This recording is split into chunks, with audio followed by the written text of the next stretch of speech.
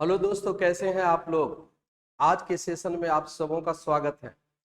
पिछले क्लास में हमने लेटर मुगल का सीरीज शुरू किया और उसमें हमने कल अ, दूसरा लेक्चर था हमारा लेटर मुगल काल का इंट्रोडक्शन के बाद का, जिसमें हमने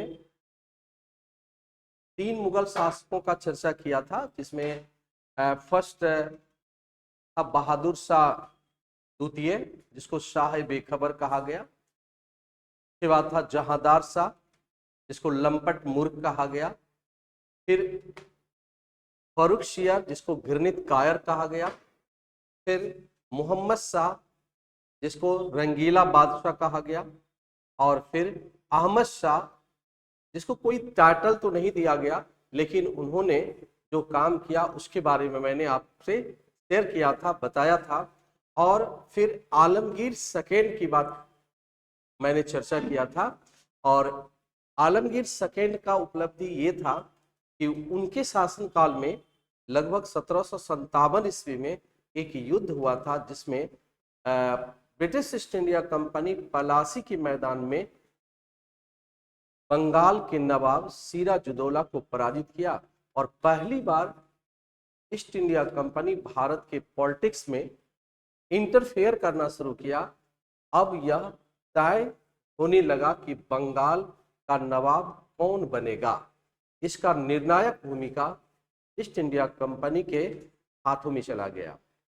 आज हम लोग चर्चा करेंगे आलमगीर सेकेंड के बाद का जो शेष लेटर मुगल रूलर था उस पर। तो चलिए, कॉपी कलम लेकर के तैयार हो जाइए और हमारे साथ इस सेशन में अंत तक जुड़ने का प्रयास कीजिए और मजे से बहुत इंफॉर्मेटिव क्लास को एंजॉय कीजिए। तो चलते हैं, हम लोग शुरू करते हैं अपने खास सेशन में, और वह सेशन है लेटर मुगल का।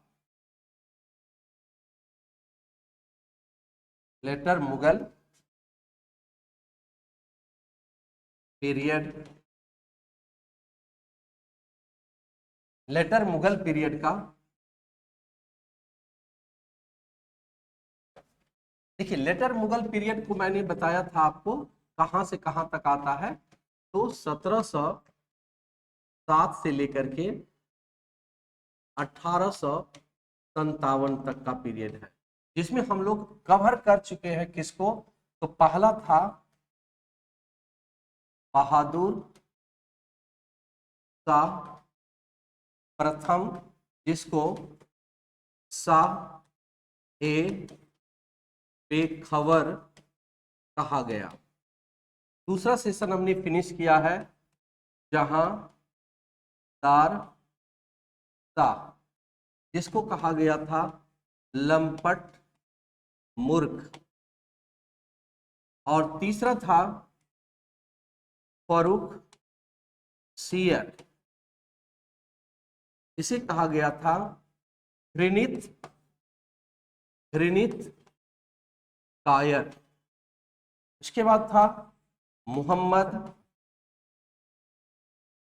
शाह, जिसको कहा गया था रंगीला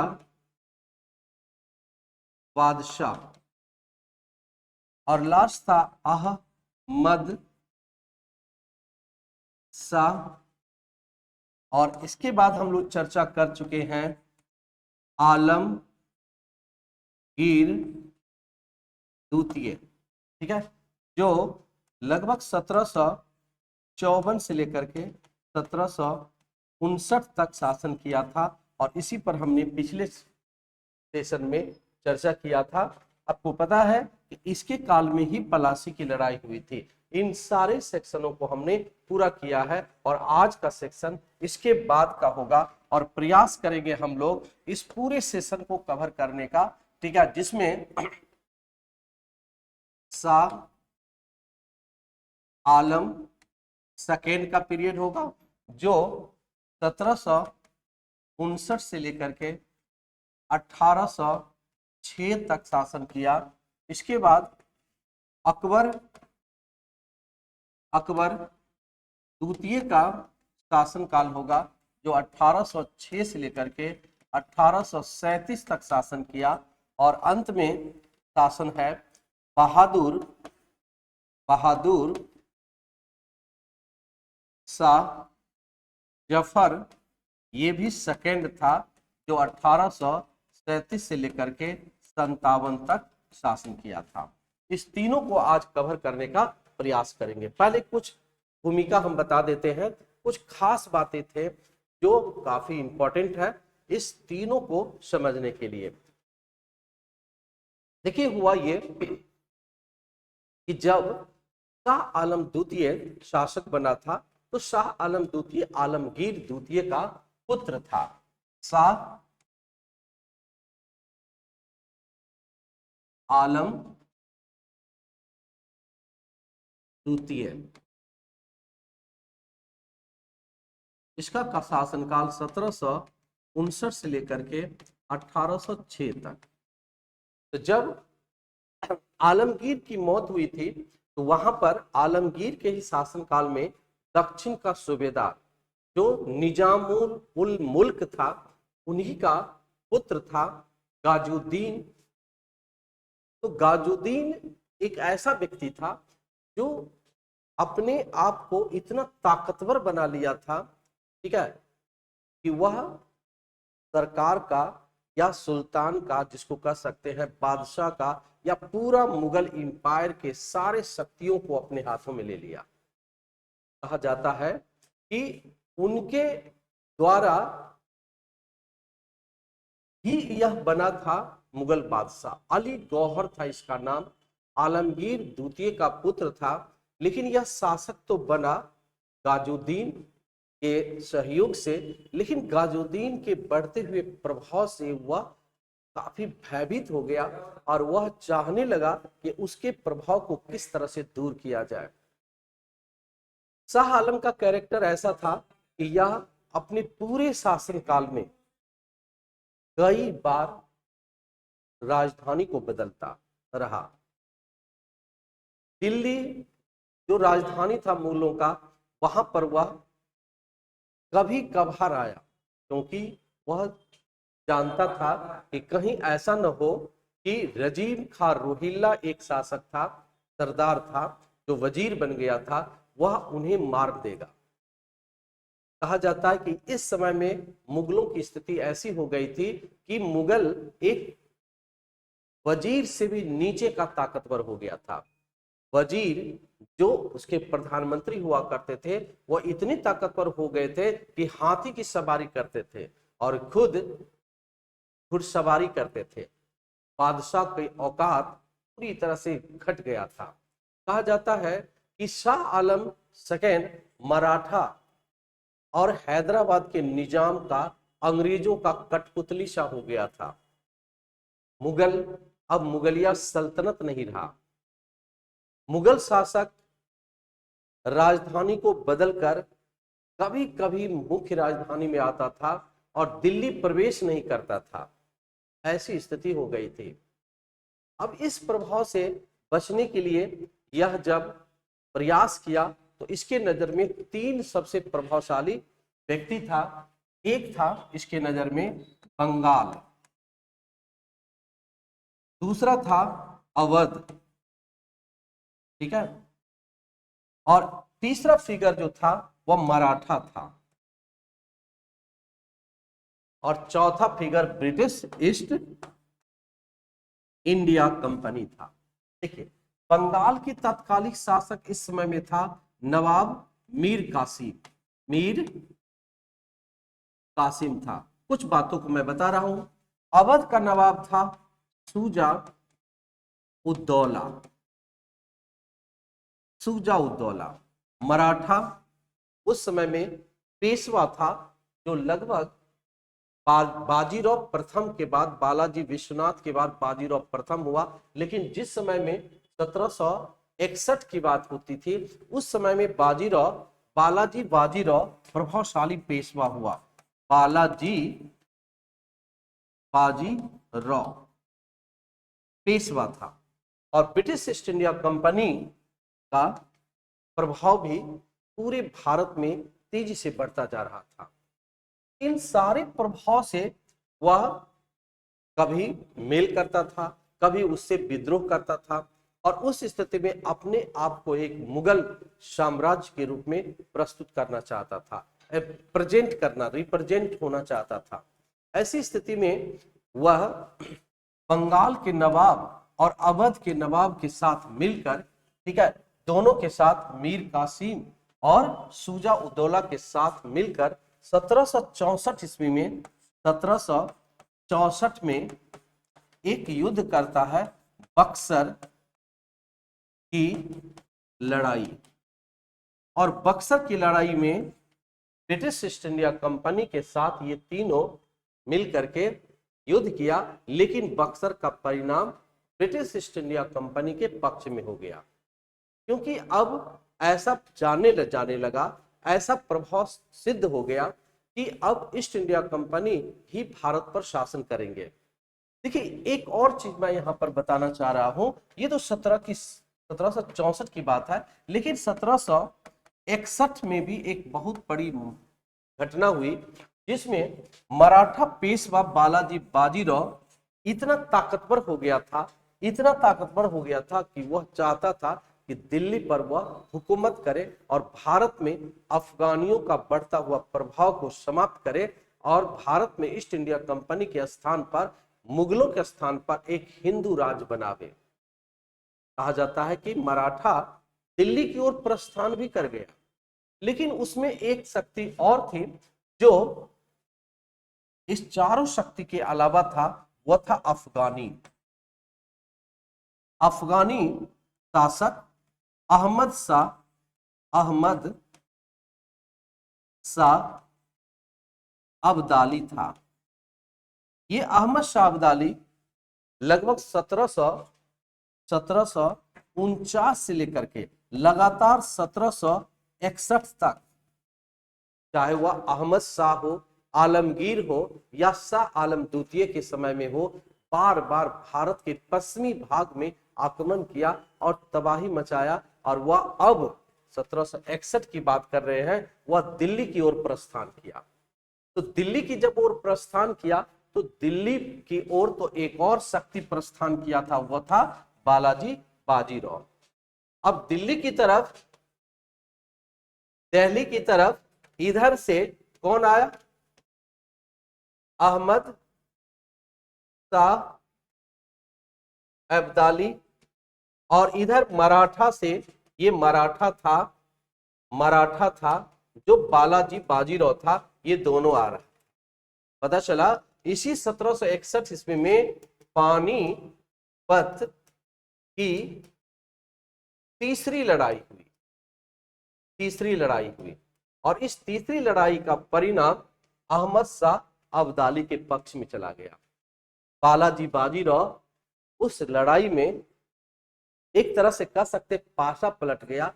कहा जाता है इस लड़ाई का परिणाम बालाजी बाजीराव के पक्ष में होता, लेकिन इन मौके पर, ठीक है, यह परिणाम अहमद शाह अब्दाली के पक्ष में चला गया, और इस लड़ाई में बालाजी बाजीराव हार गया, और उनके दो राजकुमार सदाशिव राव और विश्वास राव भी पराजित हुए।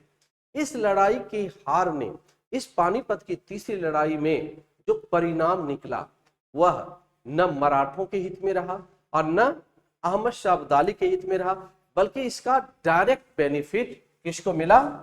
ब्रिटिश ईस्ट इंडिया कंपनी को मिला, क्योंकि ब्रिटिश ईस्ट इंडिया कंपनी अब यह सिद्ध कर दिया कि अब भारत में उसका मुकाबला करने वाला जो व्यक्ति था, जो शक्ति था, वह मराठा ही था, और मराठा अहमद शाह अब्दाली से हार गया। और अहमद शाह अब्दाली का स्थिति ऐसी थी कि वह सिर्फ लुटेरा था, वह भारत को लूटपाट करता था और भारत में एक शासन करने के कोई प्रयास नहीं कर रहा था।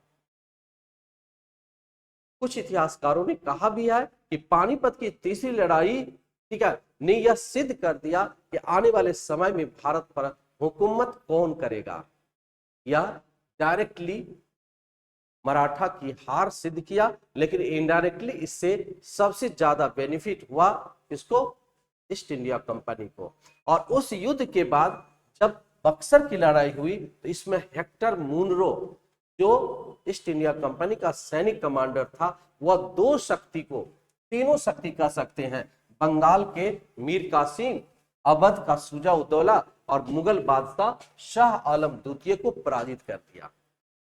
और इस लड़ाई के बाद एक संधि हुई, इलाहाबाद की संधि 1765 ईस्वी में। इस संधि ने यह सिद्ध कर दिया अब बंगाल में ईस्ट इंडिया कंपनी का एक द्वैध शासन शुरू होगा। ठीक है, और इसी संधि से भारत में ईस्ट इंडिया कंपनी का बंगाल में शासन शुरू हो गया। इसी घटना को हम स्टेप बाय स्टेप आपके समक्ष रिप्रेजेंट कर रहा हूं। ठीक है, तो चलते हैं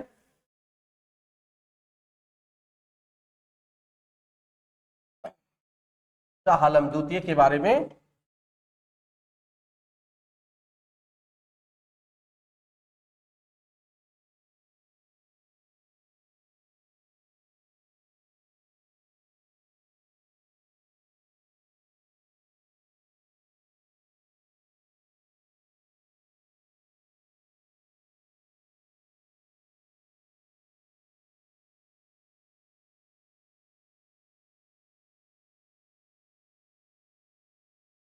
ठीक है, तो चलते हैं शाह आलम द्वितीय को हम लोग एक्सटेंड करते हैं।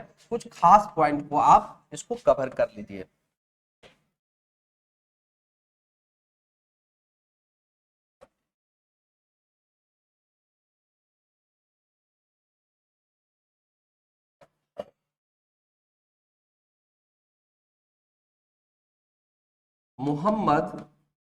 मोहम्मद शाह रंगीला के बाद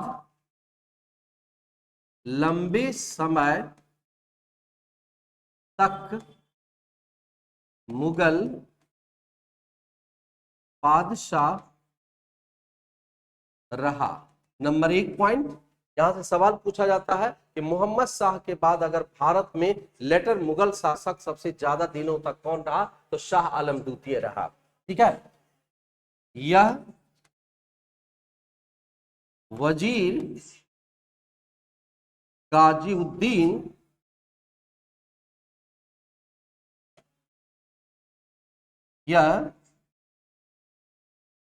यह वजीर रजीम खां रोहिल्ला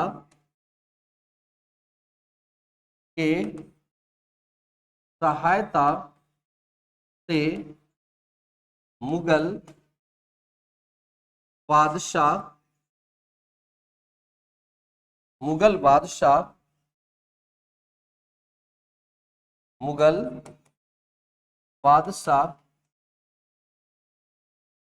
बना था।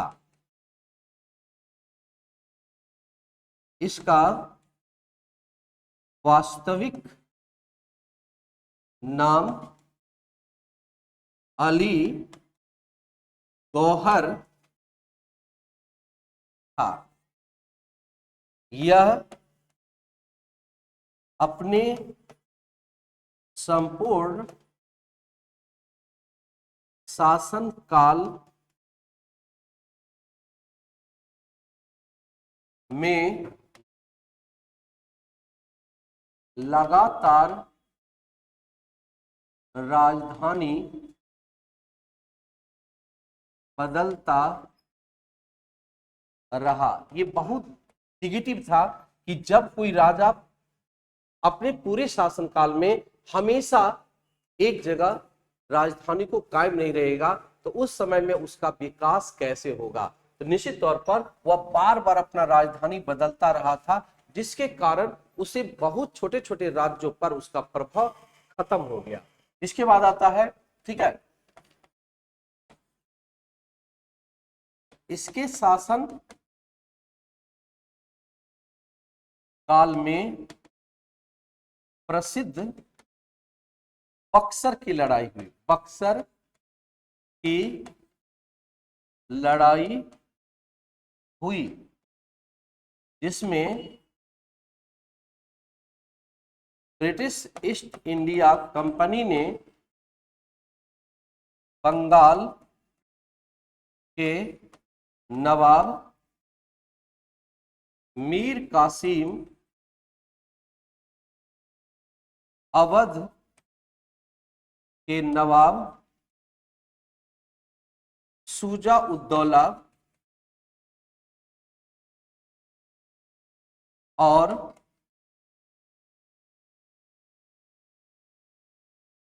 इसके शासनकाल में प्रसिद्ध बक्सर की लड़ाई हुई, जिसमें ब्रिटिश ईस्ट इंडिया कंपनी ने बंगाल के नवाब मीर कासिम, अवध के नवाब शुजा उद्दौला और मुगल बादशाह कौन था, शाह आलम द्वितीय को पराजित किया। यहां पर एक बहुत महत्वपूर्ण पॉइंट है। क्या पॉइंट है? बक्सर की लड़ाई में, बक्सर की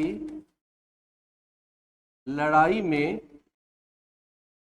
British East India company British East India company का नेतृत्व कैप्टन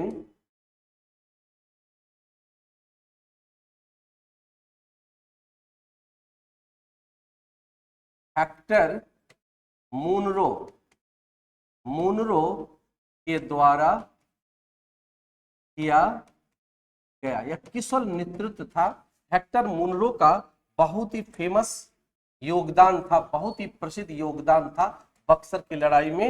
ये काफी क्वेश्चंस इंपॉर्टेंट है, यह पूछा जाता है। ठीक है, बक्सर लड़ाई के बाद क्या हुआ? बक्सर की लड़ाई के बाद ब्रिटिश ईस्ट इंडिया कंपनी और अवध के बीच इलाहाबाद की संधि हुई। देखिए, क्योंकि British East India company Awadh को जिम्मेदार ठहरा रहा था इस युद्ध में, उसकी कमियों का, उसकी परेशानियों का, उसकी हार का, जीतने के बावजूद भी सारा आरोप लगाया अवध पर और अवध से उसका मुआवजा वसूलने के लिए दबाव डाला। इलाहाबाद की संधि हुई। इस संधि के बाद Awadh British East India company को कड़ा मानिकपुर और इलाहाबाद का राज्य दिया, साथ ही साथ 26 लाख रुपये का मुआवजा 26 लाख रुपये का मुआवजा कंपनी को दिया। ठीक है, इस तरह से अवध दबाव में आ गया और अवध के साथ साथ यह एक तरह से दूसरा संधि हुआ। 16 अगस्त 1765 को इलाहाबाद की दूसरी संधि हुई। ठीक है, अब इस संधि में क्या हुई? इस संधि के तहत मुगल बादशाह शाह आलम सेकेंड को 26 लाख रुपये का वार्षिक पेंशन मिला।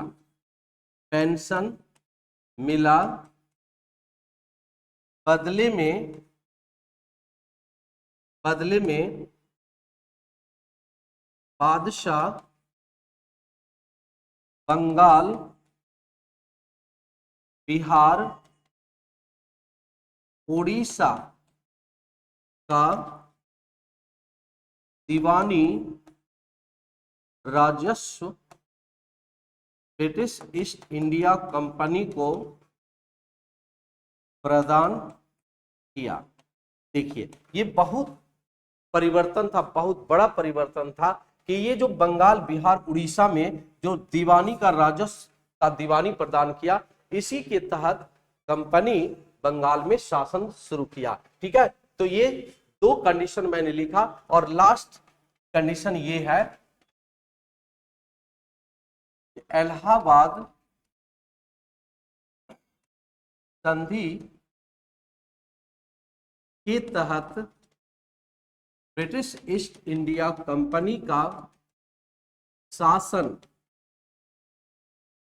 बंगाल में आरंभ हुआ और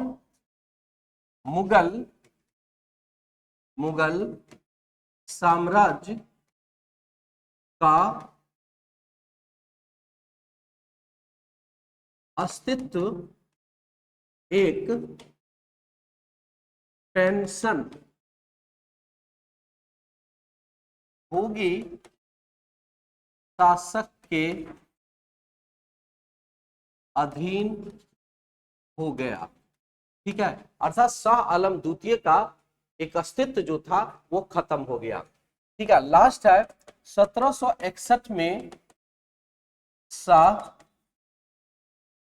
आलम द्वितीय के काल में पानीपत की दूसरी लड़ाई हुई, जिसमें मराठा पेशवा